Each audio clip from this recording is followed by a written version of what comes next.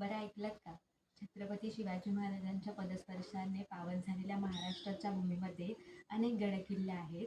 तर तुम्हाला मी आज दाखवणार आहे की आमच्या इथल्या लहान मुलांनी एकत्र मिळून खूप छान प्रकारे गडकिल्ल्याची प्रतिकृती साकारली आहे.